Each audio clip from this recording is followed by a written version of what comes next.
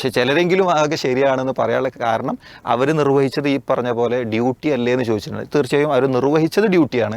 പക്ഷേ നിർവഹിച്ച ശൈലി, രീതി എന്ന് പറയുന്നത് ഒരിക്കലും നേരത്തെ പറഞ്ഞ പോലെ പോലീസുമായി ഇത്രയധികം കോപ്പറേറ്റ് ചെയ്ത് ഒരു നിലക്കും ട്രാഫിക് ബ്ലോക്കോ കാര്യങ്ങളോ ഉണ്ടാക്കാതെ മാന്യമായി ഒരു സമ്മേളനം നടത്തിയ ഒരു കൂട്ടായ്മയോട്, ഒരു സംഘാടകരോട് സ്വീകരിക്കേണ്ട ശൈലിയല്ലായിരുന്നു. വളരെ അച്ചടക്കത്തോടെ നന്മയെക്കുറിച്ച് കേൾക്കാൻ, അവരുടെ സാമൂഹ്യ ബാധ്യതകളെക്കുറിച്ച് മനസ്സിലാക്കാൻ, അവരുടെ ലക്ഷ്യബോധം ഉണ്ടാക്കാൻ, തൻ്റെ കുടുംബത്തോടുള്ള അവരുടെ കടമകൾ എന്താണ്, ഇത്തരം കാര്യങ്ങളൊക്കെ കേൾക്കാൻ ഇന്നത്തെ കുട്ടികൾക്കൊരിക്കലും അവരുടെ വൈബിനോട് യോജിക്കുകയില്ല എന്ന് പറയുന്ന ആശയങ്ങൾ സാഗൂതം കേൾക്കാൻ വേണ്ടി ഇത്രയും കുട്ടികൾ അവിടെ സമ്മേളിക്കുന്നു, അച്ചടക്കത്തോടെ അത് കേൾക്കുന്നു. ഇവിടെ തെറ്റുപറ്റുന്നത് ആർക്കാം? ഈ കഴിഞ്ഞ ആഴ്ചയിൽ കേരളത്തിലെ വിദ്യാർത്ഥി സമൂഹത്തിന് ദിശ കാണിക്കുന്നതിന് വേണ്ടി സംഘടിപ്പിച്ച കേരള സ്റ്റുഡൻസ് കോൺഫറൻസ് എന്ന് പറയുന്ന ഒരു ബൃഹത്തായ സമ്മേളനം, സമ്മേളനത്തെ എല്ലാവരും വീക്ഷിച്ചിട്ടുണ്ടായിരിക്കും. കേരളത്തിലെ എന്നുള്ളതല്ല, മലയാളികളുള്ളയിടങ്ങളിലെല്ലാം അതുമായി ബന്ധപ്പെട്ട ചർച്ചകളും മറ്റുമൊക്കെ ഉണ്ടായിട്ടുണ്ട് എന്ന് നമുക്കറിയാം. പൊതുവെ ആളുകളുടെ ഒരു ചർച്ചയിൽ കടന്നു വന്ന ഒന്നാണ് ഇത്ര വലിയ ഒരു വിദ്യാർത്ഥി സമൂഹത്തെ പുതിയ കാലത്ത് സംഘടിപ്പിക്കാൻ കഴിഞ്ഞതിൽ ഒരു ആശ്ചര്യം ആളുകൾ പങ്കുവെക്കുന്നുണ്ട്. കാരണം പ്രത്യേകിച്ച് ഈ ഒരു ധാർമ്മികത പറയുന്ന അല്ലെങ്കിൽ വിദ്യാർത്ഥികൾക്ക് ജീവിതത്തിൻ്റെ ലക്ഷ്യം നിർണ്ണയിച്ചു കൊടുക്കുന്ന ഒരു പരിപാടിയെ സംബന്ധിച്ചിടത്തോളം ഇങ്ങനെയുള്ള ചില അഭിപ്രായങ്ങളൊക്കെ കടന്നു വരുമ്പോൾ എങ്ങനെയാണ് ഷമീൽ അതിനെ വിലയിരുത്തുന്നത്? തീർച്ചയായിട്ടും ഈ സമ്മേളനം അൽഹംദുലില്ലാഹ് ചർച്ച ചെയ്യപ്പെട്ടു എന്നത് വളരെ സന്തോഷമുള്ള കാര്യമാണ്. അതിലൊന്ന് ഈ പറഞ്ഞതുപോലെ തന്നെ ഈ ഒരു ഇത്തരം ഒരു ധാർമ്മികമായ സദസ്സിലേക്ക് കുട്ടികൾ എത്തിപ്പെടുമോ അല്ലെങ്കിൽ എത്തിപ്പെടുന്നില്ലേ എന്നൊക്കെയുള്ള ചർച്ചകൾ പൊതുവെ കാണുന്നുണ്ട്. അപ്പോൾ അവിടെ തീർച്ചയായും വിദ്യാർത്ഥികൾ അതിലേക്ക് ഒഴുകി വരും എന്നതിൻ്റെ സാക്ഷ്യമായി മാറിയപ്പോഴാണ് ഒന്ന് ഈ സമ്മേളനം ചർച്ചയാക്കപ്പെട്ടത്. അപ്പോൾ അവിടെ നമ്മൾ എന്താണ് ഈ സമ്മേളനത്തിലൂടെ കുട്ടികൾക്ക് കൈമാറിയത് എന്ന് ചോദിക്കുമ്പോൾ, അല്ലെങ്കിൽ അതിന് തൊട്ട് മുന്നേയുള്ള 5 ദിവസം നടന്ന ദ സൊല്യൂഷൻ എന്ന പേരിലുള്ള ഒരു എക്സ്പോ, അതിലൂടെയൊക്കെ എന്താണ് കൈമാറിയത് എന്നതിലെ ആ കണ്ടന്റിനെയാണ് കുട്ടികൾ ആകർഷിച്ചത്, അല്ലെങ്കിൽ രക്ഷിതാക്കൾ ആകർഷിച്ചത്. അതല്ലാതെ അത് നടത്തുന്ന കൂട്ടായ്മയോ അല്ലെങ്കിൽ ആ നിലക്കല്ല. അപ്പോൾ അവിടെ എന്താണ് നമ്മൾ കണ്ടന്റ് കൈമാറിയത്? തീർച്ചയായും ഇന്ന് നമ്മൾ കഴിഞ്ഞ ഒരുപാട് കാലമായി കേട്ടുകൊണ്ടിരിക്കുന്ന ഒരുപാട് പ്രശ്നങ്ങൾ, പത്രമാധ്യമങ്ങൾ തുറന്നാൽ കുറേ ഇഷ്യൂകൾ കാണാം. ഈ ഇഷ്യൂകളെ പരിഹരിക്കാനുള്ള ഒരു വിഷയം, ഒരു കണ്ടന്റ് കൈമാറുന്നു എന്ന ഒരു പ്രചാരണം ഈ സമ്മേളനവുമായി ബന്ധപ്പെട്ട് വന്നപ്പോൾ ആ പരിഹാരം എന്താണ്? തീർച്ചയായിട്ടും നമ്മയൊക്കെ സൃഷ്ടിച്ച സൃഷ്ടാവ് ആരാണോ ആ സൃഷ്ടാവ് തന്നെ നമുക്ക് മുന്നോട്ട് പോകാനുള്ള മാർഗ്ഗദർശനവും കാണിച്ചു തന്നിട്ടുണ്ട്. ഏതൊരു പ്രൊഡക്റ്റിന് പിന്നിലുമുള്ള മാനുഫാക്ചറർ അതിൻ്റെ ഒരു ഗൈഡ് ലൈൻ നൽകുന്നത് പോലെ തന്നെ നമ്മളെ സൃഷ്ടിച്ച സൃഷ്ടാവ് ആ നിലക്കുള്ള ഗൈഡ് ലൈൻ തന്നിട്ടുണ്ട്. ആ ഗൈഡ് ലൈൻ കൃത്യമായി മനുഷ്യ സമൂഹത്തിന് കൈമാറുക, അല്ലെങ്കിൽ വിദ്യാർത്ഥി സമൂഹത്തിന് കൈമാറുക എന്ന അടിസ്ഥാനപരമായ പരിഹാരം മുന്നോട്ട് വെച്ചപ്പോഴാണ് അതിലേക്ക് രക്ഷിതാക്കളാണെങ്കിലും കുടുംബസമേതം ഈ ഒരു എക്സ്പോയിലേക്ക് ആകർഷിക്കുന്ന സാഹചര്യം ഉണ്ടായത്, അല്ലെങ്കിൽ വിദ്യാർത്ഥികൾ അവർ ഈ ഒരു കോൺഫറൻസിലേക്ക് ആകർഷിക്കപ്പെടുന്ന സാഹചര്യം ഉണ്ടായത്. അതല്ലാതെ അതിന് പിന്നിൽ മറ്റെന്തെങ്കിലും ഗിമ്മിക്കുകളല്ല. അപ്പോൾ ആ നിലക്ക് കൃത്യമായി നമ്മൾ ഇനി മുന്നോട്ട് പോകുമ്പോഴും ഇവിടെയുള്ള പ്രസ്ഥാനങ്ങളും വിദ്യാർത്ഥി പ്രസ്ഥാനങ്ങളും അല്ലെങ്കിൽ അത്തരത്തിലുള്ള മത പ്രസ്ഥാനങ്ങളും ഒക്കെ ശ്രദ്ധിക്കേണ്ട ഒരു വിഷയം, ഈ അടിസ്ഥാനപരമായ പരിഹാരത്തെ സമൂഹത്തിലേക്ക്, വിദ്യാർത്ഥികളിലേക്ക് കൈമാറുക. അത് ഏറ്റവും സത്യസന്ധമായി, ഏറ്റവും പ്ലാനിങ്ങോടുകൂടി പുതിയ തലമുറയുടെ പൾസ് അറിഞ്ഞുകൊണ്ട് നമുക്ക് കൈമാറാൻ സാധിച്ചാൽ തീർച്ചയായും കുട്ടികൾ ഒഴുകി വരും എന്നതിൻ്റെ ഒരു നേർസാക്ഷ്യമായി കേരള സ്റ്റുഡൻസ് കോൺഫറൻസ് മാറി എന്നത് മാത്രമാണ്. അപ്പോൾ അവിടെ ഒരിക്കലും ഇതൊരു വിസ്ഡം എന്ന് പറയുന്ന കൂട്ടായ്മയോട് ചേർന്ന് നിൽക്കുന്ന കുട്ടികൾ മാത്രമാണ് വന്നിരുന്നെങ്കിൽ ഒരിക്കലും അത്ര ഒരു വലിയൊരു ക്രൗഡ് അവിടെ ഉണ്ടാവില്ലായിരുന്നു. മറിച്ച് എല്ലാ വിഭാഗം വിദ്യാർത്ഥികളും അല്ലെങ്കിൽ രക്ഷിതാക്കളുടെ മക്കളുമൊക്കെ അതിലേക്ക് ഒഴുകി വന്നു എന്നൊരു സാഹചര്യത്തെ തീർച്ചയായും ആ നിലയ്ക്ക് ഒരു അഭിമാനബോധത്തോടു കൂടി തന്നെ നമുക്ക് കാണാൻ സാധിക്കും. പിന്നെ അവിടെ നമ്മൾ ആ നിലക്ക് ഇത് കൈമാറുക എന്നതോടൊപ്പം തന്നെ പ്രധാനമാണ് അതിൻ്റെ ഒരു രീതി എന്ന് പറയുന്നത്. പുതിയ കാലത്തെ വിദ്യാർത്ഥികളെ ആ നിലക്ക് അവരുടെ സ്പാൻ ഓഫ് അറ്റൻഷനൊക്കെ വളരെ കുറവാണ് എന്നൊക്കെ നമ്മളെപ്പോഴും ചർച്ച ചെയ്യുന്നതാണ്. അപ്പോൾ അതിനൊക്കെ കണ്ടറിഞ്ഞുകൊണ്ടുള്ള ഒരു പ്രോഗ്രാം ക്രമീകരണവും കാര്യങ്ങളും നമ്മളെപ്പോഴും ചെയ്യുക. ഇനി അത്തരത്തിലുള്ള കാര്യങ്ങൾ മുന്നോട്ട് വെക്കുന്ന കൂട്ടായ്മകളൊക്കെ ശ്രദ്ധിക്കേണ്ട കാര്യമാണ്. ഇപ്പോൾ നമ്മളതിൽ ഉൾപ്പെടുത്തിയ സെഷനുകളാണെങ്കിലും അതേപോലെ തന്നെ അതിൻ്റെ സമയങ്ങളൊക്കെ, ഇപ്പോൾ 3-4 ഫാക്കൽറ്റികൾക്ക് നമ്മൾ കൊടുത്ത സമയം 5 മിനിറ്റാണ്. ഇത്രയും വലിയൊരു കോൺഫറൻസിൽ 5 മിനിറ്റാണ് 3-4 ഫാക്കൽറ്റികൾക്ക് കൊടുക്കുന്ന സമയം, വലിയ വലിയ സംസാരങ്ങൾ നിർവഹിക്കുന്ന ഫാക്കൽറ്റികൾക്ക്. അതേപോലെ 10 മിനിറ്റ് കൊടുത്തവരുണ്ട്, 15 മിനിറ്റ് അനുവദിച്ചവരുണ്ട്. മാക്സിമം അനുവദിച്ച 1-2 ഫാക്കൽറ്റികൾക്ക് മാത്രമേ 20 മിനിറ്റ് അനുവദിച്ചിട്ടുണ്ട്. അപ്പോൾ അതൊക്കെ അത്തരം എല്ലാ ശാസ്ത്രീയമായ തലങ്ങളെയും ഒക്കെ ഉൾക്കൊണ്ടുകൊണ്ട് പ്രോഗ്രാം നിർവഹിക്കുമ്പോഴാണ് സത്യത്തിൽ കുട്ടികൾ അങ്ങനെ കേട്ടിരിക്കുന്നതും ആ നിലക്ക് നമുക്ക് ക്രൗഡിനെ മാനേജ് ചെയ്യാൻ പറ്റുന്നതും. പിന്നെ അതുപോലെ തന്നെ നമ്മുടെ വ്യത്യസ്തങ്ങളായ വകുപ്പുകൾ, ഈ ഒരു കോൺഫറൻസുമായി ബന്ധപ്പെട്ട് ഒരുപാട് അതിൻ്റെ മുന്നൊരുക്കങ്ങൾ എന്ന് പറയുന്നത് പറയുന്നത്. ഇപ്പോൾ നമുക്കിപ്പോൾ അതിൻ്റെ ഒരു ആകാശ കാഴ്ചകളൊക്കെ, ഡ്രോൺ കാഴ്ചകളൊക്കെ പലപ്പോഴും നമ്മൾ സോഷ്യൽ മീഡിയയിൽ ഇപ്പോൾ ഇതിനെ കണ്ടു കഴിഞ്ഞിട്ടുണ്ട്. അപ്പോൾ ഞാനവിടെ പിന്നെ ഇതുമായി ബന്ധപ്പെട്ട വിവാദങ്ങൾ പിന്നീട് വന്നപ്പോൾ ഇതിന് ട്രാഫിക്കിലൊക്കെ ചില പ്രശ്നങ്ങൾ ഉണ്ടായിരുന്നു എന്നൊക്കെ ചിലർ പറയാൻ ശ്രമിച്ചതായിട്ട് കണ്ടു. അപ്പോൾ തീർച്ചയായിട്ടും അതിൻ്റെ ഒരു ഡ്രോൺ കാഴ്ചയൊക്കെ വീണ്ടും നമ്മളൊന്ന് ആവർത്തിച്ച് കാണുകയാണെങ്കിൽ അതിൻ്റെ ഏറ്റവും പീക്ക് ടൈമിൽ, അതിൻ്റെ രാത്രിയിൽ 10,000-കണക്കിന് വിദ്യാർത്ഥികൾ മുഴുവൻ വന്ന് അവിടെ സമ്മേളിച്ചതിന് ശേഷമുള്ള ഡ്രോൺ കാഴ്ചകളൊക്കെ നമ്മൾ കാണുകയാണെങ്കിൽ ആ കാഴ്ച, ഞാൻ അപ്പോൾ ഈ ഒരു പിന്നെ പ്രോഗ്രാമിന് ഇരിക്കുന്നതിന് തൊട്ട് മുമ്പ് എന്ത് ചെയ്തു, ഞാനത് ഒന്നുകൂടി ഒന്ന് കണ്ടു. വാഹനങ്ങൾ വളരെ സ്മൂത്തായി പോകുന്ന രൂപത്തിൽ നമ്മുടെ ട്രാഫിക് അറേഞ്ച്മെൻറ്റ് എന്ന് പറയുന്നത് 300ഓളം വളണ്ടിയേഴ്സിന് ഇതിനു വേണ്ടി മാത്രമായി നമ്മൾ വ്യത്യസ്ത ജംഗ്ഷനുകളിലും മാത്രം ആ നിലക്ക് വിന്യസിച്ചിരുന്നു. അത് നമ്മുടെ ഒരു സിസ്റ്റമാണ്. മാത്രമല്ല അതിനു വേണ്ടി മാത്രമായി നമുക്കൊരു പ്രത്യേകമായ വെബ് പോർട്ടലുണ്ട്. അതേപോലെ തന്നെ പാർക്കിംഗ് ഏരിയകളിൽ ഓരോ വാഹനവും ആ പാർക്കിംഗ് ഏരിയയിൽ വന്നാലും പോയാലും ഒക്കെ അറിയാനുള്ള വിസ്ഡം ഗൈഡ് എന്ന് പറയുന്ന നമ്മുടെ സംവിധാനത്തിൽ 14 പാർക്കിംഗ് ഏരിയകളുടെ സംവിധാനം നമുക്ക് പ്രത്യേകമായി നമ്മൾ കസ്റ്റമൈസ് ചെയ്തിട്ടുണ്ട്. അങ്ങനെ ഓരോ കാര്യങ്ങളും പ്രത്യേകമായി അന്നത്തെ ദിവസം നമ്മൾ തുറക്കുന്ന കൺട്രോൾ റൂമുണ്ട്.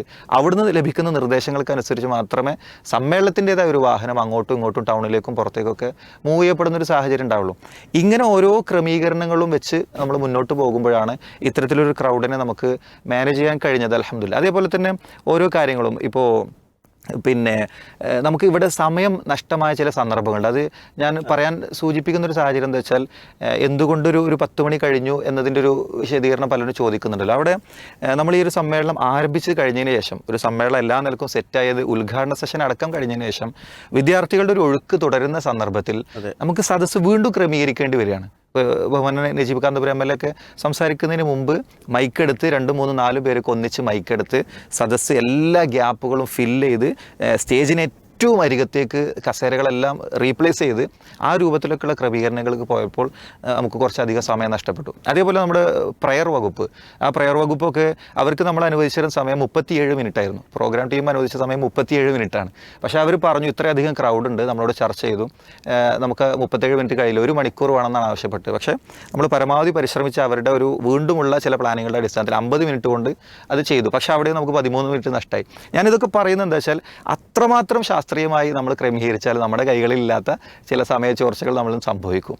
അതാണ് അവിടെ നമുക്ക് സംഭവിച്ചിട്ടുള്ളത്. മറ്റൊന്ന്, പിന്നെ നമ്മുടെ എന്നിട്ട് പോലും ഇത് ഷാർപ്പ് 9:45 ആണ് നമ്മൾ നിശ്ചയിച്ച ടൈം.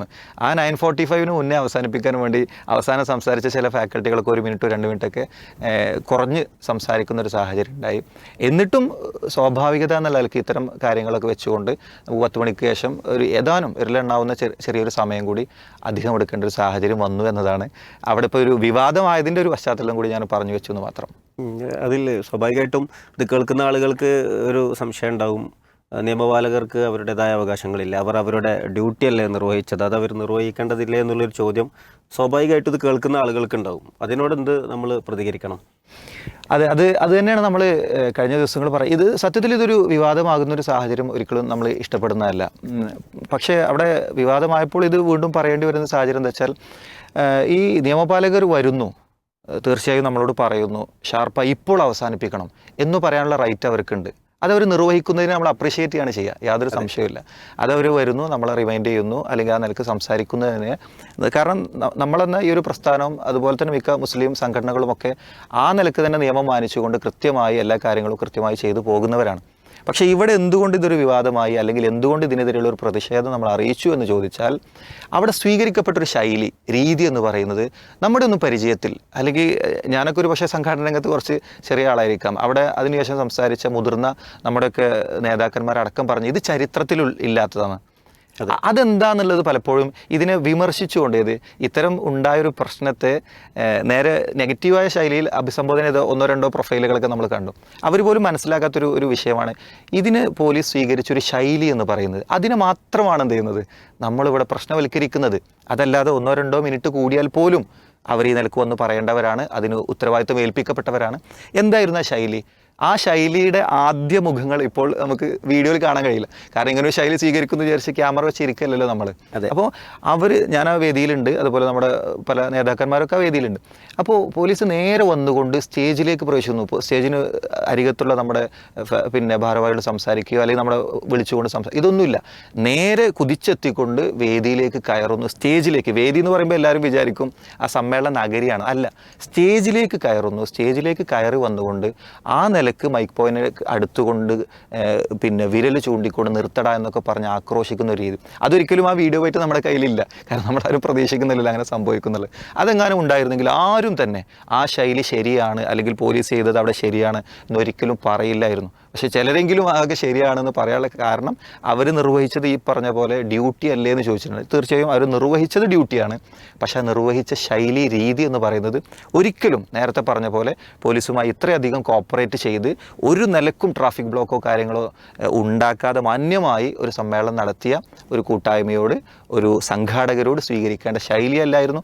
അല്ലാത്തവരോടാണെങ്കിൽ പോലും സ്റ്റേജിൽ കയറി വന്നുകൊണ്ട് ഇങ്ങനെ ആക്രോശിക്കുന്നു. പ്രത്യേകിച്ച് മുന്നിലിരിക്കുന്നത് 10,000-കണക്കിന് വിദ്യാർത്ഥികളാണ്. അവരൊക്കെ ഒരു വേള സ്തബ്ധരാകുകയാണ്, എന്താണ് സംഭവിക്കുന്നതെന്ന് അറിയാതെ. അവിടെയാണ് ഒരു 2 മിനിറ്റ് പിന്നെ നമ്മൾ അവിടെ വെച്ച് അവസാനിപ്പിക്കുകയാണ്. 2 മിനിറ്റ് പറഞ്ഞു ഇങ്ങനെയാണ് സംഭവം എന്ന് പറഞ്ഞ് വിസ്ഡം ഇസ്ലാമിക് ഓർഗനൈസേഷൻ്റെ general secretary T K Ashraf Sahib അദ്ദേഹം ഇങ്ങനെയാണ് സംഭവം, അതുകൊണ്ട് ഞങ്ങൾ ഒരിക്കലും വൈകിപ്പിക്കുന്നില്ല, അവസാനിപ്പിക്കുകയാണ്, ഞങ്ങൾ നിയമം പാലിക്കുന്നവരാണ് എന്ന് പറഞ്ഞ് അപ്പോൾ തന്നെ അവസാനിപ്പിക്കുന്ന രീതിയാണ് നമ്മൾ സ്വീകരിച്ചത്. അവിടെ നമ്മൾ ഇങ്ങനെയൊക്കെ ഉണ്ടായിട്ട് പോലും എന്നാൽ ഞങ്ങൾ കുറച്ചുകൂടി അധികം സംസാരിക്കട്ടെ എന്ന് പറഞ്ഞൊരു വാശിയുടെ സാഹചര്യത്തിലേക്ക് ഒരിക്കലും പോകുന്ന രൂപം ഉണ്ടായിട്ടില്ല. അപ്പോൾ അവിടെ നമ്മൾ ചോദിക്കുന്ന ഒരു ചോദ്യം അല്ലെങ്കിൽ നമ്മൾ അറിയിക്കുന്നൊരു പ്രതിഷേധം ഇത്ര മാത്രമാണ്. ഇങ്ങനെ ഒരു ശൈലി സ്വീകരിക്കുക എന്നത് അതൊരു പിന്നെ പോലീസിന് ചേർന്ന ഒരു രീതിയാണ്. പ്രത്യേകിച്ച് ഒരു ജനമൈത്രി പോലീസ് എന്നൊക്കെ പറയുന്ന കൺസെപ്റ്റും കാര്യങ്ങളൊക്കെ മുന്നോട്ട് വെക്കുന്ന സന്ദർഭത്തിൽ അതൊരിക്കലും ശരിയായില്ല എന്നതാണ് നമ്മൾ പറയുന്നത്. ആ നിലക്ക് അതിന് കാണണം. മാത്രമല്ല ഈ വിഷയം ഉയർന്നു വന്ന സന്ദർഭത്തിൽ ഇതിൻ്റെ കൃത്യമായ മെറിറ്റ് മനസ്സിലാക്കിക്കൊണ്ട് തന്നെ കേരളത്തിലെ മിക്ക രാഷ്ട്രീയ പ്രവർത്തകർ, ഒരുപാട് ഉന്നത സ്ഥാനങ്ങളിൽ ഇരിക്കുന്ന MLA-മാരും MP-മാരും അടക്കമുള്ള ഒരുപാട് പേർ തീർച്ചയായും ഈ ഒരു കൂട്ടായ്മയോടൊപ്പം ഈ വിഷയത്തിൽ നമുക്ക് ഐക്യദാർഢ്യം പ്രഖ്യാപിച്ചുകൊണ്ട് കൂടെ നിന്നു എന്നത് ഈ സന്ദർഭത്തിൽ പ്രത്യേകം ഓർക്കുകയും അവർക്കുള്ളൊരു നന്ദി രേഖപ്പെടുത്താൻ കൂടി സന്ദർഭത്തെ ഉപയോഗിക്കുകയും ചെയ്യണം. അപ്പോൾ അതാണ് അതിൽ ആകത്തുക പറയാനുള്ളത്. ഒരു പ്രയാസത്തിലേക്ക് നീങ്ങിയ സന്ദർഭത്തിൽ കേരള സമൂഹം മുഴുവനായിട്ട് അതിനോടൊപ്പം നിന്നു, അതിൻ്റെ ഒരു യാഥാർത്ഥ്യത്തോടൊപ്പം നിന്നു എന്നുള്ള ഒരു സന്തോഷം ഈ സമയത്ത് നമ്മൾ സ്പോട്ട്ലൈറ്റ് ഇവിടെ ഒന്ന് എടുത്തു പറയുക കൂടി ചെയ്യാണ്. അമിത് മാഷേ, സമ്മേളനം എല്ലാ നിലക്കും ഗംഭീരമായി എന്നുള്ളത് കേരളം മൊത്തത്തിൽ തിരിച്ചറിഞ്ഞ അംഗീകരിച്ചിട്ടുള്ളൊരു കാര്യമാണ്. ഈ സമ്മേളനത്തിൽ ചർച്ച ചെയ്യപ്പെട്ട കാര്യങ്ങൾ, ചർച്ച ചെയ്യപ്പെടാത്ത പോയ കാര്യങ്ങൾ, ഇതിനെക്കുറിച്ചുള്ള ഒരു അവലോകനം എന്തായിരിക്കും? ഇത് നമ്മൾ ശരിക്കും പറഞ്ഞു കഴിഞ്ഞാൽ ഇപ്പോൾ ഈ സമ്മേളനം വെച്ചത് ഇത് വലിയ വിവാദമാകണമെന്ന് കരുതിയിട്ടോ അല്ലെങ്കിൽ ഒരുപാട് നേതാക്കൾ ഈ പറഞ്ഞ പോലെ അപ്രീഷിയേറ്റ് ചെയ്യണമെന്ന് കരുതിയിട്ടോ ഒന്നുമല്ലല്ലോ. പക്ഷേ ഇത് വിവാദമായത് ചില പ്രത്യേക കാരണങ്ങളുടെ പേരിലാണ്. അപ്പോൾ ഇതുകൊണ്ട് ഇപ്പം നമ്മൾ യൂട്യൂബിലോ അല്ലെങ്കിൽ സോഷ്യൽ മീഡിയയിലോ തിരയുമ്പോൾ നമുക്ക് ആകെ കിട്ടുന്ന സാധനങ്ങൾ എന്താണ്? മറ്റേ ഇല്ല എന്നല്ല, പക്ഷെ എങ്കിൽ പോലും അതിൽ കൂടുതൽ പൊങ്ങി വരുന്നത് ഈ വിവാദമായ വിഷയങ്ങളുമായി ബന്ധപ്പെട്ട മറ്റേ സോഷ്യൽ മീഡിയ പോസ്റ്റുകളാണ്. അപ്പോൾ എന്ത് കിട്ടിക്കഴിഞ്ഞാലും അതിൻ്റെ മറ്റേ പോസിറ്റീവിലോ നെഗറ്റീവിലോ നിന്നുകൊണ്ടൊരു വീഡിയോ ഉണ്ടാക്കുക എന്നുള്ളതാണ് കുറേ ആളുകളുടെ സ്ഥിരം പരിപാടി. അപ്പോൾ അതിനു വേണ്ടി ഇവർക്ക് എന്ത് ചെയ്തു, പെട്ടെന്നൊരു നല്ല തീം കിട്ടി. അപ്പോൾ ഇഷ്ടപ്പെടുന്നവർക്ക് ഇഷ്ടപ്പെടുന്ന രൂപത്തിൽ, വെറുക്കേണ്ടവർക്ക് അല്ലെങ്കിൽ എതിർക്കേണ്ടവർക്ക് ആ രീതിയിൽ ഇങ്ങനെ കുറേ അധികം വീഡിയോകൾ വന്നു. പക്ഷെ ഇതിലൂടെ ഞാൻ കരുതുന്നത് വെച്ചാൽ വിസ്റ്റം ഒരു ഇസ്ലാമിക് ഓർഗനൈസേഷനോ അല്ലെങ്കിൽ അതിൻ്റെ വിദ്യാർത്ഥി വിഭാഗമോ ഒരിക്കലും ആഗ്രഹിക്കുകയേ ചെയ്യാത്ത ഒരു തരം പബ്ലിസിറ്റിയാണ് കിട്ടിയിട്ടുള്ളത്. നമുക്ക് ആവശ്യമില്ലാത്ത ഒരു കാര്യമാണ് ഈ കാരണം അത്തരത്തിൽ എന്തെങ്കിലും ഒരു കുട്ടികളെ ഈ രീതിയിൽ ഓർഗനൈസ് ചെയ്തുകൊണ്ട് ഒരു മൂവ്മെൻറ്റ് ഉണ്ടാക്കിയിട്ട് എന്തെങ്കിലും നേടിയെടുക്കാൻ ആഗ്രഹിക്കുന്ന ഒരു സംഘടനയല്ല ശൈലിയും അതല്ല. അപ്പോൾ അതുകൊണ്ട് തന്നെ നമുക്ക് അങ്ങനെ ഒരു നേട്ടത്തിൻ്റെ ഇതില്ല. അപ്പോൾ ഇവിടെ വ്യക്തിപരമായ 2 കാര്യം പറയാം. ഒന്നെന്താ വെച്ചാൽ ഒരു പോലീസ് ഓഫീസർ എന്ന നിലയിൽ അദ്ദേഹം ശരിക്കും നീതിമാനായ അല്ലെങ്കിൽ നിയമം നടപ്പാക്കണമെന്ന് ആഗ്രഹിക്കുന്ന ഒരാൾ, അദ്ദേഹം തൻ്റെ ഒരു റെസ്പോൺസിബിലിറ്റിയുടെ ഉത്തരവാദിത്വത്തിൻ്റെ ഭാഗമായിട്ട്, പ്രത്യേകിച്ച് വെച്ചാൽ കോടതിയൊക്കെ ഇപ്പോൾ ഇടക്കാലത്ത് എന്ത് ചെയ്തു, ഈ കാര്യം ഓർമ്മിപ്പിക്കുകയൊക്കെ ചെയ്തതുകൊണ്ട് അങ്ങനെ അദ്ദേഹം വരികയാണെങ്കിൽ നമ്മളതിനെ വ്യക്തിപരമായിട്ട് അപ്രീഷിയേറ്റ് ചെയ്യണമെന്നാണ് ഞാൻ പറയുന്നത്. കാരണം പ്രത്യേകിച്ചും ഒരു സംഘടന എന്ന നിലയിൽ നിയമം ഒരിക്കലും കയ്യിലെടുക്കരുത്, നിയമവിരുദ്ധമായ കാര്യങ്ങൾ ചെയ്യരുത് എന്ന് എല്ലായ്പ്പോഴും അണികളെ പഠിപ്പിക്കുന്ന ഒന്നാണ് വിസ്റ്റം. ആ നിലയ്ക്ക് ഇവിടെയും നമ്മുടെ നിലപാട് എന്ത് തന്നെയാണ്, അത് നിയമപരമായ നിലയ്ക്ക് അദ്ദേഹത്തിൻ്റെ ഉത്തരവാദിത്വം നിർവഹിക്കുന്നത് അദ്ദേഹത്തിന് നമ്മൾ ആ സ്വാതന്ത്ര്യവും അവകാശവും വെച്ച് കൊടുക്കുന്നുണ്ട്. 2, ഇദ്ദേഹവുമായിട്ട് വ്യക്തിപരമായി ഒരു തവണ ബന്ധപ്പെടാൻ നമുക്ക് അവസരം ഉണ്ടായിട്ടുണ്ട്. അപ്പോൾ അന്ന് പക്ഷേ നമുക്ക് വളരെ മാന്യനായ മറ്റു പല പോലീസ് ഓഫീസർമാരെക്കാളും മാന്യമായ രൂപത്തിലാണ് അദ്ദേഹം അന്ന് പെരുമാറിയിട്ടുള്ളത്. അപ്പോൾ നമ്മുടെ അദ്ദേഹത്തിന് എന്തിട്ടില്ല, വ്യക്തിപരമായിട്ട് അങ്ങനെ നേരത്തെ പരിചയമില്ല, അല്ലെങ്കിൽ അങ്ങനെ എന്തെങ്കിലും ഒരു പിന്നെ സ്വഭാവമോ അല്ലെങ്കിൽ അങ്ങനത്തെ ഒന്നും നമ്മൾ കാണാൻ പറ്റിയിട്ടില്ല എന്നറിയാം. അപ്പോൾ അതുകൊണ്ട് തന്നെ നമ്മൾ ആ 2 കാര്യങ്ങളോടെ വകവെച്ച് കൊടുക്കുകയാണ്. പിന്നെ നമുക്കറിയാം ഇവിടെ യഥാർത്ഥത്തിൽ ഈ ശൈലി, നേരത്തെ പറഞ്ഞ ശൈലിയോ രീതിയോ ആണ് പ്രശ്നമായത്. അപ്പോൾ നമുക്കറിയാം ഒരു ആൾക്കൂട്ടത്തിൻ്റെ ഒരു പൊതു മനഃശാസ്ത്രം വെച്ചുകൊണ്ട് ഉള്ള ചില സ്വഭാവങ്ങളുണ്ട്. ഒരു ക്രൗഡ് ഉണ്ടായിക്കഴിഞ്ഞാൽ പിന്നെ ഒരു എല്ലാത്തിനും എന്ത് ചെയ്യും, നേരിടും, എതിർക്കും, അല്ലെങ്കിൽ നിയമങ്ങളെ ഒന്നും ഞങ്ങൾക്ക് ബാധകമല്ല എന്ന് ചിന്തിക്കും.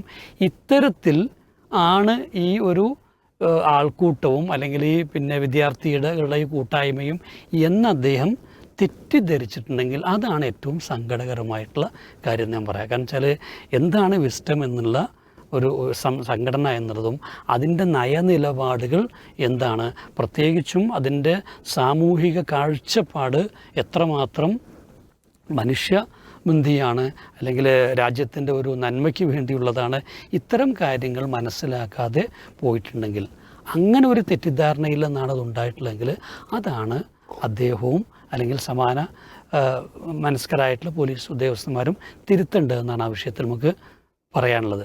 രണ്ടാമത്തത് എന്താ വെച്ചാൽ, പൊതുവെ നമുക്കറിയാം ഇപ്പോൾ ഈ അധികാരം നമുക്ക് ജനക്ഷേമത്തിന് വേണ്ടി ഉപയോഗിക്കാം, അല്ലെങ്കിൽ അതാണ് അതിൻ്റെ യഥാർത്ഥ ലക്ഷ്യം എന്ന് പറയുന്നത്.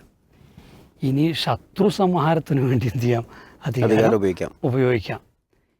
ഇനി മൂന്നാമത്തൊന്നെന്ന് വെച്ചാൽ അധികാരത്തെ തന്നിഷ്ടപ്രകാരം ഉപയോഗിച്ച് ഒരു രാജ്യത്തെ തന്നെ ദുർബലമാക്കാൻ എന്ത് ചെയ്യും പറ്റും. അപ്പം നമുക്കറിയപ്പോൾ നാസി ജർമ്മനിയിൽ ഹിറ്റ്ലറുടെ കയ്യിൽ അധികാരം കിട്ടിയപ്പോൾ അദ്ദേഹം തനിക്ക് നടപ്പാക്കാനുള്ള കാര്യങ്ങളൊക്കെ നടപ്പാക്കാൻ തുടങ്ങി. അതിൻ്റെ ആത്യന്തിക ഫലം എന്തായിരുന്നു?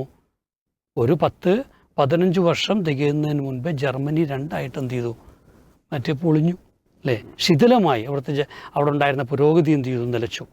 അപ്പോൾ ആ നിലയ്ക്ക് എന്ത് ചെയ്യും, പലപ്പോഴും അധികാരത്തിൻ്റെ ദുർവിനിയോഗം. ഇപ്പോൾ തുഗ്ലക്ക് ഇന്ത്യൻ ചരിത്രത്തിൽ നമുക്കറിയാം, തുഗ്ലക്ക് യഥാർത്ഥത്തിൽ കൊണ്ടുവന്ന എല്ലാ പരിഷ്കാരങ്ങളും വളരെ മനോഹരമായിരുന്നു, നല്ല ആശയങ്ങളായിരുന്നു. പക്ഷെ എന്ത് ചെയ്തു, അത് ആ രാജ്യത്തിന് അല്ലെങ്കിൽ അധികാരത്തെ ശിഥിലമാക്കുകയാണ് ചെയ്യുന്നത്. ഇതുപോലെ നിയമത്തെ എടുത്തു കഴിഞ്ഞാൽ, നിയമം എന്ന് പറയുന്നത് നീതി ലഭിക്കാൻ വേണ്ടിയിട്ടാണ്, ആളുകൾക്ക് നീതി ലഭിക്കാൻ വേണ്ടിയിട്ടാണ് നിയമം എന്ന് പറയുന്നത്. എന്നാൽ നിയമത്തെ വേണമെങ്കിൽ ഒരു ആയുധമാക്കാം, ഒരു ആയുധമായിട്ട് നമുക്ക് ഉപയോഗിക്കാൻ പറ്റും. ഇനി വേറെ ചില ആൾ കിട്ടിയാൽ, കുരങ്ങൻ്റെ അടുത്ത് പൂമാല കിട്ടിയമാർക്ക് അതാകെ എന്ത് ചെയ്യും, പിന്നെ തുണ്ടമാക്കി മാറ്റുകയും ചെയ്യും. അപ്പം നമ്മളിവിടെ വെച്ചാൽ ഇവിടെ ഒരു നിയമം ഉണ്ടാക്കുമ്പോൾ അതിനൊരു പർപ്പസ് ഉണ്ടാവും, ഒരു ഉദ്ദേശ ലക്ഷ്യം ഉണ്ടല്ലോ. അപ്പോൾ ഇങ്ങനെ 10 മണിയാകുമ്പോൾ ഇത് നിർത്തിവെക്കണം, അല്ലെങ്കിൽ അതിനുശേഷം തുടരരുത് എന്ന് കോടതി ഒരു വിധി പ്രഖ്യാപിക്കുമ്പോൾ അതിന് കൃത്യമായൊരു അന്തസ്സത്തയുണ്ട്. ആ അന്തസ്സത്ത ഒരിക്കലും ചോദ്യം ചെയ്യപ്പെടാൻ പാടില്ല. എന്നാൽ അതേസമയം ഒരു നിയമം നടപ്പാക്കുമ്പോൾ സ്വീകരിക്കേണ്ട ഒരു കോമൺ സെൻസ് ഉണ്ടല്ലോ. ഈ കോമൺ സെൻസ് ഏത് വിഭാഗത്തിന്, അത് വില്ലേജ് ഓഫീസറാണെങ്കിലും ശരി, മറ്റേ അധ്യാപകനാണെങ്കിലും ശരി, പോലീസ് ഓഫീസറെ ആരാണെങ്കിലും ഈ കോമൺ സെൻസ് കൂടെ പ്രയോഗിക്കുമ്പോഴാണ് അദ്ദേഹം ആ നിയമത്തെ നീതിയുക്തമായ രൂപത്തിൽ അല്ലെങ്കിൽ ഗുണകരമായ രൂപത്തിൽ വിനിയോഗിച്ചെന്ന് പറയാൻ പറ്റുള്ളൂ.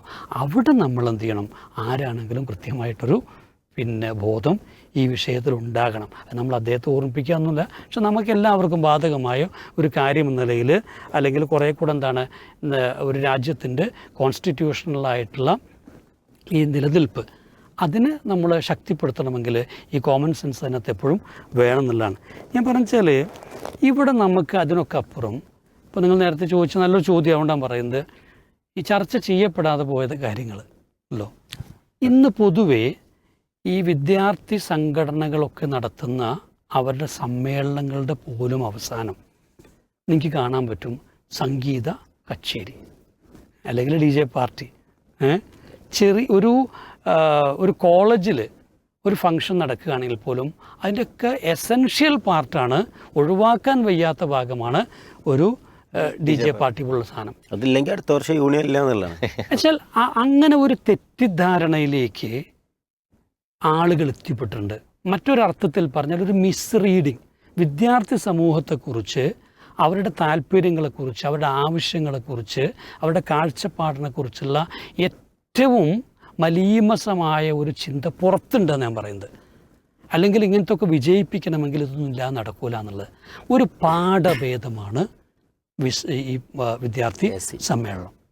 ശരിയായൊരു പാഠഭേദം, അവിടെ ഒരു പാട്ടിൻ്റെ ഇതില്ല, ഒരു സംഗീത നിശയും ഉണ്ടായിട്ടില്ല, ഡാൻസ് ചെയ്യാനുള്ള ഒരു അവസരവും ഉണ്ടായിട്ടില്ല. ഇതൊന്നുമില്ലാതെ തന്നെ പോലീസിൻ്റെ ഭാഷയിൽ പറഞ്ഞാൽ 25,000 30,000 കുട്ടികളുണ്ടായിരുന്നാണല്ലോ അദ്ദേഹം ഓഫീസറിന് പറയുന്നത്. ഇത്രയും കുട്ടികൾ വളരെ അച്ചടക്കത്തോടെ ഒന്നുമില്ല നന്മയെക്കുറിച്ച് കേൾക്കാൻ, അവരുടെ സാമൂഹ്യ ബാധ്യതകളെക്കുറിച്ച് മനസ്സിലാക്കാൻ, അവരുടെ ഒരു ലക്ഷ്യബോധം ഉണ്ടാക്കാൻ, തൻ്റെ കുടുംബത്തോടുള്ള അവരുടെ അല്ലെങ്കിൽ മാതാപിതാക്കളോടുള്ള തൻ്റെ കടമകൾ എന്താണ്, ഇത്തരം കാര്യങ്ങളൊക്കെ കേൾക്കാൻ ഇന്നത്തെ കുട്ടികൾക്കൊരിക്കലും അവരുടെ വൈബിനോട് യോജിക്കുകയില്ല എന്ന് പറയുന്ന ആശയങ്ങൾ സാഗൂതം കേൾക്കാൻ വേണ്ടി ഇത്രയും കുട്ടികൾ അവിടെ സമ്മേളിക്കുന്നു, അച്ചടക്കത്തോടെ അത് കേൾക്കുന്നു. ഇവിടെ തെറ്റുപറ്റുന്നതാർക്കാം? ഇവരെ വിലയിരുത്തിയ അല്ലെങ്കിൽ തെറ്റായി വിലയിരുത്തിയ സമൂഹത്തിനാണ്. സമൂഹം അതുകൊണ്ട് തന്നെ ഈ കുട്ടികൾ ആ രീതിയിൽ തെറ്റിദ്ധരിച്ച് അവർക്ക് ആവശ്യമില്ലാത്ത ഗുണകരമല്ലാത്ത കാര്യങ്ങൾ നിർത്തണം, കൊടുക്കേണ്ട പോലെ കൊടുക്കാൻ അറിയണം എന്നുള്ളതാണ്. അവിടെയാണ് സർക്കാരിനാണെങ്കിലും തെറ്റുപറ്റുന്നത്. ഈ പറഞ്ഞ രൂപത്തിൽ ചിന്തിക്കുന്ന എല്ലാവർക്കും തെറ്റുപറ്റുന്നത്. അവരെന്ത് ചെയ്തിട്ടുള്ള നാശമായിട്ടൊന്നുമില്ല. അതെ, അവരെ രൂപപ്പെടുത്താൻ, അവരെ ഷേപ്പ് ചെയ്യാൻ ഇപ്പോഴും കൃത്യമായിട്ട് അവസരമുണ്ട്. അത് തെളിയിക്കുകയാണ് ഈ സമ്മേളന യഥാർത്ഥം ചെയ്ത ഒന്നാമത്തെ കാര്യം എന്ന് പറഞ്ഞത്. രണ്ടെന്ന് വെച്ച് കഴിഞ്ഞാൽ, ഈ പലപ്പോഴും നമ്മൾ ഈ അച്ചടക്കമൊക്കെ അടിച്ചേൽപ്പിക്കുകയാണ് എന്ത് ചെയ്യുക. അതായത് ഇപ്പം പോലീസിന് തന്നെ അറിയാലോ, ഇപ്പോൾ ഒരു സമ്മേളനം നടക്കുകയാണെങ്കിൽ അവിടെ എന്ത് ചെയ്യണം, ബാരിക്കേഡ് കെട്ടി ഒരുപാട് പേര് തോക്കും വടിയൊക്കെ ആയിട്ട് നിന്ന് അടിച്ച് വേണം എന്ത് ചെയ്യാൻ. പ്രത്യേകിച്ച് ആലോചിച്ച് നോക്കൂ, ഈ എട്ടും പൊട്ടും തിരിയാത്ത കുട്ടികളും കൂടെ ആകുമ്പോൾ അവരാകെ ചിന്നിച്ചിതറി അവിടെ ഇവിടെ അപ്പുറത്തെ മാങ്ങ പറിച്ച് ഇപ്പുറത്തെ കടയിൽ പോയിട്ട് എന്തെങ്കിലും ഇങ്ങനെയൊക്കെ ആയിരിക്കും ഉണ്ടാവുക. പക്ഷെ നോക്കൂ, അങ്ങനെ എന്തെങ്കിലും ഒരു പരാതി, ഇത് ഏതാണ്ട് ഒരു നഗരമധ്യത്തിലാണ് എന്ത് ചെയ്യുന്നത് നടക്കുന്നത്, തൊട്ടപ്പുറത്തൊക്കെ ഷോപ്പുകളൊക്കെ ഉള്ളൊരു സ്ഥലമാണ്. പക്ഷെ അങ്ങനെ എന്തെങ്കിലും ഒരു പരാതി ഈ കുട്ടികളെ കുറിച്ച് ആരെങ്കിലും ഉന്നയിച്ചു, അതിപ്പോൾ ട്രാഫിക്കിൻ്റെ ഒക്കെ ഉണ്ടാകാം, അതിപ്പോൾ ഒരിക്കലും എന്തല്ല കുട്ടികളെക്കുറിച്ചുള്ളതല്ല, മറിച്ച് പാർക്കിംഗ് ഏരിയ ഇല്ലാത്തതുകൊണ്ടും അല്ലെങ്കിൽ സ്ഥല പരിമിതി വന്നുകൊണ്ടും അല്ലെങ്കിൽ കുട്ടികൾ എക്സസ് ആയിട്ട് വന്നതുകൊണ്ടൊക്കെ സംഭവിക്കുന്നതാണ്. തുടർച്ചയായിട്ട് ഒരു 10-15 മിനിറ്റിലധികം ഒരു ട്രാഫിക് ഒരിക്കലും അവിടെ ഉണ്ടായിട്ടില്ല എന്നുള്ളത് ഒരു യാഥാർത്ഥ്യമാണ്. വളരെ സ്മൂത്ത് ആയിട്ടുള്ള റണ്ണിങ് നേരത്തെ പറഞ്ഞല്ലോ. അപ്പോൾ ഈ കുട്ടികൾ സ്വമേധയാ അത്തരം അച്ചടക്കം പാലിച്ചുകൊണ്ട് അതിന് കഴിയുമെന്നവർ തെളിയിച്ചിട്ടുണ്ട്. ഇപ്പോൾ സെൽഫ് കൺട്രോളുള്ള സ്വമേധയാ തങ്ങളുടെ ഒരു ജീവിതം, കാഴ്ചപ്പാട്, ഇതൊക്കെ ചിട്ടപ്പെടുത്തിയ കുട്ടികളാണ്. ഇതിപ്പോൾ നമ്മൾ ഇപ്പം ഈ പറയുന്ന, എനിക്ക് തോന്നുന്നില്ല ഇപ്പോൾ വിദ്യം വിദ്യാർത്ഥി സംഘടന മാത്രമായിട്ട് ഈ കേരളത്തിൽ നിന്ന് കൂടെ പരത്തി പിടിച്ചു കൂടുന്ന കുട്ടികളൊന്നുമല്ലോ. അവരൊക്കെ ഓരോ പ്രദേശത്തുനിന്നും ഇത് കേട്ടറിഞ്ഞ് ആരെങ്കിലുമൊക്കെ സംഘടിപ്പിച്ച് ബസ് കയറിയിട്ട് വന്നവരാണ്. അവരിലെ കുട്ടികൾ 90% ഈ സംഘടനാ നേതാക്കൾക്കൊന്നും അറിയുണ്ടാവില്ല. പക്ഷേ ആ ഒരു പ്രത്യേക സാഹചര്യത്തിൽ അവരെന്തിനാണ് വരുന്നതെന്നും അവിടുത്തെ ഒരു വൈബ്, ഈ പറയുന്ന സോക്കാളുടെ വൈബ് എന്താണെന്ന് തിരിച്ചറിയാനുള്ള ഒരാത്മവത്തയുള്ള കുട്ടികളാണ് നമ്മുടെ സമൂഹം എന്ന് പറയുന്നത്. ഇത് സമൂഹം തിരിച്ചറിയണം. അതുകൊണ്ട് തന്നെ അവരെങ്ങനെ ട്രീറ്റ് ചെയ്യണം, അവർക്ക് എന്തു നൽകണം എന്ന് ബോധ്യതയുണ്ടെങ്കിൽ ഈ കുട്ടികളെ രൂപപ്പെടുത്താൻ, അവരെ രക്ഷപ്പെടുത്താൻ, അവരൊരു നന്മയ്ക്ക് വേണ്ടിയുള്ള ചാലകശക്തിയാക്കി മാറ്റാൻ ബുദ്ധിമുട്ടില്ല എന്ന് തന്നെയാണ് നമ്മൾ എന്ത് ചെയ്യും മനസ്സിലാക്കേണ്ടത്. പിന്നെന്താ വെച്ചാൽ, ഇവിടെ നമ്മളൊരു ഇന്നിപ്പോൾ നമുക്കറിയാം, ഇപ്പോൾ ടീച്ചേഴ്സിനുള്ള ട്രെയിനിങ് നടക്കണം. ഞാനിപ്പോൾ 2-3-4-5 വീഡിയോസ് കണ്ടു. അധ്യാപകരൊക്കെ നിന്നിട്ടിങ്ങനെ നമ്മൾ കഴിഞ്ഞ ഈ സ്പോട്ട് ലൈറ്റിൽ ഈ സുംബ നൃത്തം പഠിപ്പിക്കുന്നതിൻ്റെ നമ്മൾ അതിനെതിരെ പറഞ്ഞോ മതപരമായി പറഞ്ഞോ ഒന്നല്ല, മറിച്ച് ഒരു ക്ലാസ് മുറിയിൽ അതുണ്ടാക്കാനിടയുള്ള പ്രത്യാഘാതങ്ങളെ അതിനെ ശാസ്ത്രീയമായിട്ട് പഠിച്ചോ വിലയിരുത്തിയോ അല്ലാതെ ഒരു കാര്യം ക്ലാസ് മുറിയുടെ ഉള്ളിലേക്ക് കൊണ്ടുവരാമ്പോൾ ഉണ്ടാകുന്ന അപകടങ്ങൾ, അധ്യാപകനെന്ന് പറയുന്ന ഒരു വ്യക്തിത്വത്തെ അതെങ്ങനെയായിരിക്കും നാളെ നോക്കിക്കാണുന്നതിൽ ഉണ്ടാകുന്ന മാറ്റം എന്തായിരിക്കും, ഒരു ക്ലാസ് മുറിയുടെ കൾച്ചറിനെ അതെങ്ങനെയായിരിക്കും ബാധിക്കാൻ പോകുന്നത്, ഈ വിഷയങ്ങളൊക്കെ നമ്മൾ എന്ത് ചെയ്ത് ചർച്ച ചെയ്തത്. അപ്പോൾ അത് ചിലർക്കൊന്നും എന്ത് ചെയ്യില്ല, ഇഷ്ടപ്പെട്ടില്ല. അപ്പോൾ അവരതിനൊക്കെ എതിർത്തുകൊണ്ട് ഇതിൻ്റെയൊക്കെ താഴെ ഒരുപാട് പോസ്റ്റുകൾ ഇട്ടിട്ടുണ്ട്. മാത്രമല്ല, അപ്പോൾ ഇപ്പോൾ നമ്മൾ ഈ അധ്യാപകർ നടത്തുന്ന ഈ ഡാൻസും പരിപാടിയൊക്കെ കണ്ടു. അപ്പം ഞാനും ഒരു അധ്യാപകനാണ്. നമ്മുടെ സ്കൂളിലെ ടീച്ചേഴ്സ് നമ്മൾ ട്രെയിനിങ് കൊടുക്കുന്നുണ്ട്. കഴിഞ്ഞൊരു മാസത്തോളമായിട്ട് ട്രെയിനിങ് കൊടുത്തുകൊണ്ടിരിക്കുകയാണ്. എന്തിലാണ് ട്രെയിനിങ് കൊടുക്കുന്നത്? നമ്മുടെ മുൻപിൽ മാറി വന്ന ഒരു വിദ്യാഭ്യാസ പോളിസി, ഇത് മറ്റേ നാഷണൽ എഡ്യൂക്കേഷൻ പോളിസി വന്നിട്ടുണ്ട്. അതിനകത്ത് ഒരുപാട് ഗുണകരമായിട്ടുള്ള റെക്കമെൻഡേഷൻസ് ഉണ്ട്, അല്ലെങ്കിൽ പോളിസിയുടെ ഭാഗമായിട്ടുള്ള കാര്യങ്ങളുണ്ട്. ഈ കാര്യങ്ങൾ അധ്യാപകർ അതിൻ്റെ സമഗ്രതയിൽ മനസ്സിലാക്കേണ്ടതുണ്ട്. ഉദാഹരണത്തിന് എന്താണ് കോമ്പിറ്റൻസി ബേസ്ഡ് ലേണിംഗ് അസസ്മെൻ്റ് എന്നുള്ളത്? അതിപ്പോൾ അധ്യാപകർ എന്ത് ചെയ്യണം? മനസ്സിലാക്കണ്ടേ? അതുപോലെ തന്നെ എന്താ വെച്ച് കഴിഞ്ഞാൽ ഇപ്പോൾ ക്ലാസ് റൂം മാനേജ്മെൻറ്റുമായിട്ട് ബന്ധപ്പെട്ടുകൊണ്ടുള്ള കാര്യങ്ങൾ ടീച്ചേഴ്സ് എന്ത് ചെയ്യേണ്ടതുണ്ട്? മനസ്സിലാക്കേണ്ടതുണ്ട്. എന്താണ് ഇപ്പോൾ ഈ വർഷത്തെ CBSEയുടെ ഈ ഫോക്കസ് എന്ന് പറയുന്നത് STEM എഡ്യൂക്കേഷനാണ്. അപ്പോൾ എങ്ങനെയാണ് ഈ STEM എഡ്യൂക്കേഷന് അവരുടെ ക്ലാസ് മുറിയിൽ എങ്ങനെ പ്രയോഗവൽക്കരിക്കണം എന്നുള്ളത് ഉണ്ട്. അതുപോലെ വെച്ചാൽ ക്രോസ് കരിക്കുലർ അപ്രോച്ച് വേണം എന്നുള്ളത്, എങ്ങനെയാണ് ഈ ക്രോസ് കരിക്കുലർ അപ്രോച്ച് കൊണ്ടുവരിക. അപ്പം അങ്ങനെ ധാരാളം വിഷയങ്ങൾ, ഇത്തരം കാര്യങ്ങളൊക്കെ ഇപ്പോൾ ഡാൻസ് ചെയ്തിട്ട് പഠിച്ചു കഴിഞ്ഞാൽ എന്ത് ചെയ്യും? ആദ്യം വേണ്ടത് എന്താണ്? അധ്യാപകർക്ക് അവരുടെ ആശയലോകം വിശാലമാകണം, പൂർണ്ണമാകണം. എന്നിട്ടാണ് ഇതിൻ്റെ അവതരണം എന്നുള്ള വിഷയം തീർന്നു വരുന്നത്. ഇപ്പം ഈ അവതരണത്തിൻ്റെ വിഷയം വരുമ്പോൾ അതിനകത്തും ധാരാളം പുതിയ മെത്തഡോളജികൾ വന്നിട്ടുണ്ട്.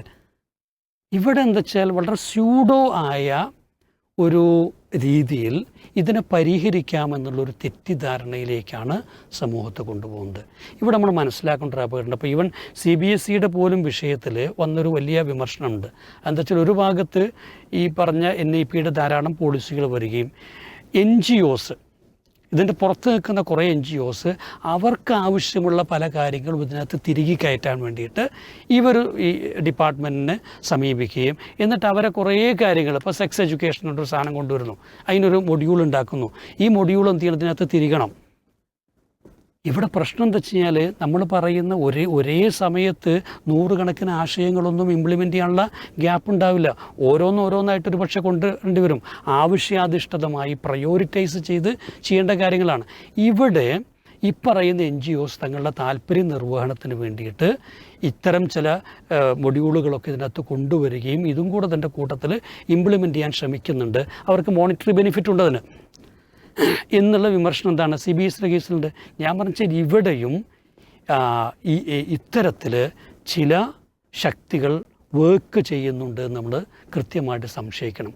ഒരു ഭാഗത്ത് ഇപ്പോൾ മന്ത്രി പറയുന്നു സ്കൂൾ തുറന്നു കഴിഞ്ഞാൽ ആദ്യം സന്മാർഗ പഠനം 2 ആഴ്ച കൊടുക്കുക എന്നുള്ളത്. എന്താണ് അതിൻ്റെ മൊഡ്യൂൾ? ഇതെങ്ങനെയാണ് കൊടുക്കാൻ പോകുന്നത്? ഒരു വലിയ ചോദ്യമാണല്ലോ. 2 ആഴ്ച കുട്ടികളെ ടെക്സ്റ്റ് ബുക്ക് ഇല്ലാതെ ഈ അധ്യാപകർ എന്താ ചെയ്യാൻ പോകുന്നത്? ഈ പറഞ്ഞ ഡാൻസ് കൊണ്ടോ ഈ സുംബ കൊണ്ടോ ഈ സന്മാർഗ പഠനം സാധ്യമാകുമോ? ഞാൻ പറയുന്നു അത് ആ 2 ആഴ്ച ആരെങ്കിലും സ്കൂളിൽ പോയിട്ട് വീഡിയോ ആയിട്ട് പോയിട്ട് ഷൂട്ട് ചെയ്യാൻ തുടങ്ങിയിട്ടുണ്ടെങ്കിൽ ഉറപ്പാണ് അധ്യാപകരെന്ത് ചെയ്യും? അധ്യാപകരുടെ ഒരു വേദനയും വിഷമവും അവരുടെ പാരവശ്യവും കണ്ടിട്ട് നമുക്കൊക്കെ സഹതാപം തോന്നാനിടയുണ്ടെന്ന് ഞാൻ പറയുന്നത്. അതിനു മാത്രമുള്ള ഈ പറയുന്ന സാൻമാർഗിക പദ്ധതിയൊന്നും സർക്കാരിൻ്റെ കയ്യിലോ അധ്യാപകരുടെ കയ്യിലൊന്നും ഇല്ല.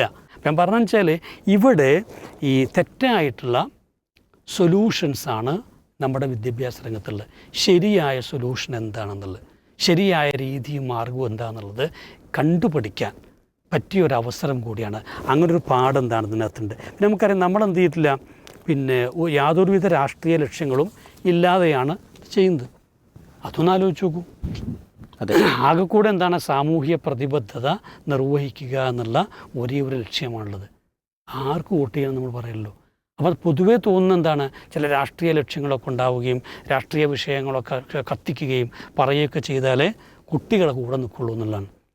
പക്ഷെ അങ്ങനെയല്ല എന്നുള്ളത് നമ്മൾ ബോധ്യപ്പെടുത്തുകയാണ്.